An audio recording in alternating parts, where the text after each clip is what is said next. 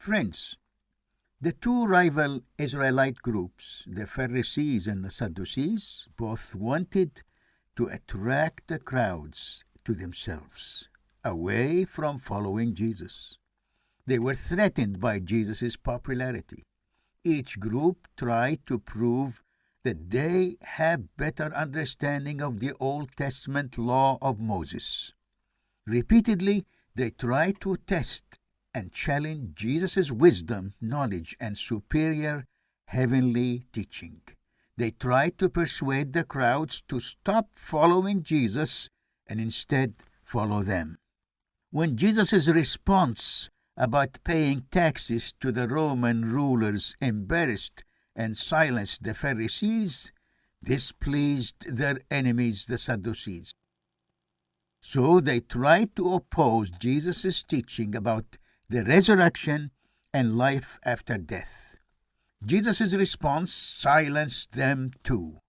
So the Gospel says, and when the crowd heard it, they were astonished at his teaching. Then the Pharisees tried again to prove themselves smarter than the Sadducees.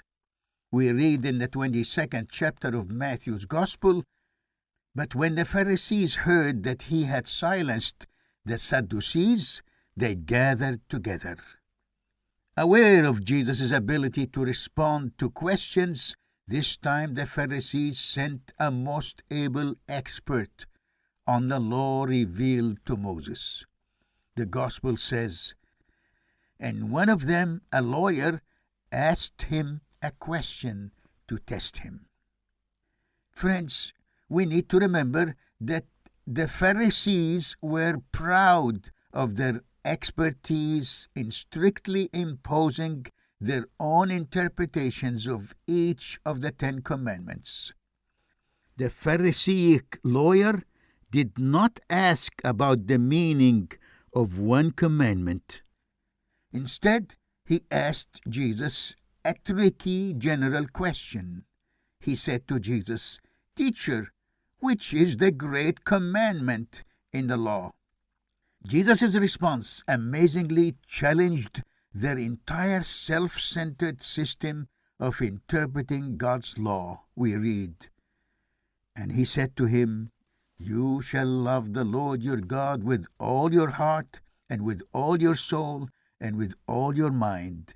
This is the great and first commandment. And a second is like it. You shall love your neighbor as yourself." Friends, Moses came down from Mount Horeb with the 10 Commandments, engraved on 2 tablets of stone. Jesus' response pointed out that the 10 Commandments in their entirety have one divine purpose.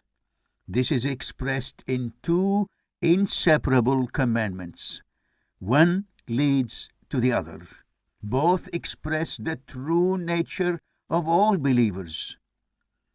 The first set of commandments expresses the believer's commitment to the Lord.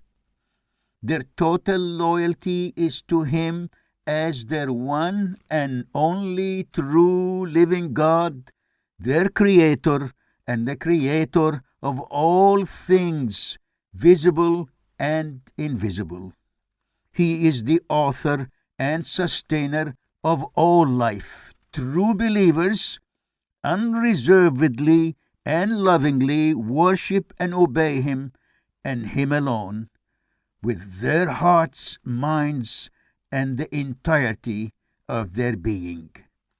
Friends, Jesus' response further asserts that loving the Lord with all our hearts and with all our souls and with all our minds will lead to loving other people as we love ourselves.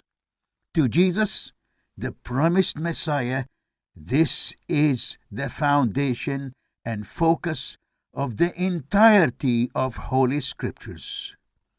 Friends, Jesus, the promised divine Messiah, concluded his response by saying, "On these 2 commandments depends all the law and the prophets.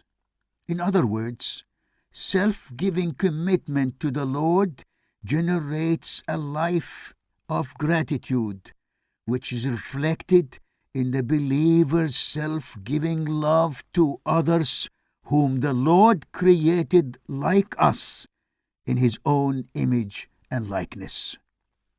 Clearly, therefore, Jesus' heavenly teaching is relevant to all people. It speaks alike to all, to the Pharisees, and indeed to all religious people, as well as to all agnostic or irreligious people. Jesus' message is clear.